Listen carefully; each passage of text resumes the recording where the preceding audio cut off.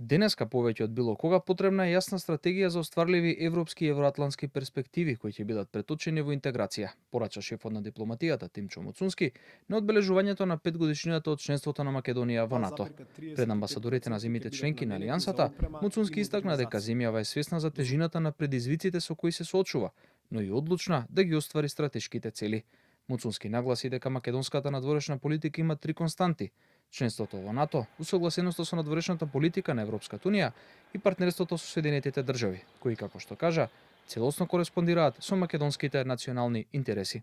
Денеска повеќе од било кога потребна е јасна и одржлива стратегија за остварливи европски и евроатлантски перспективи кои ќе бидат преточени во интеграција.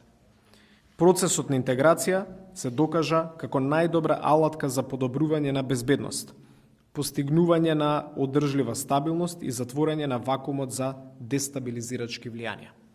Ние од наша страна целосно сме посветени заедно да работиме со сојузниците во НАТО и партнерите од Европската унија во зајакнување на отпорноста на нашите општества. Муцунски во обраќањето се заблагодари и за дадената и понудената помош од земјите членки на Алијансата за итното згрижување на настраданите од трагедијата во Кочани. Солидарноста, како што кажа тој, е главна карактеристика на НАТО, а таа според него била целосно демонстрирана изминатиот период. Вашиот брз одговор ја покажа силата на солидарност, која е главната карактеристика на нашиот сојуз, а која во овој случај беше демонстрирана од се срце. Овој случај уште еднаш ја покажа важноста на солидарноста која треба целосно и заеднички да ја негуваме како наш главен столб во меѓусебните односи.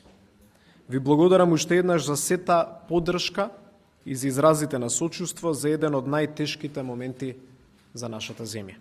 Македонија официјално стана 30-та земја членка на НАТО на 27 март 2020 година, откако преку македонската амбасада во Американскиот Стейт Департмент беше депониран инструментот за пристапување кон Северноатлантскиот договор.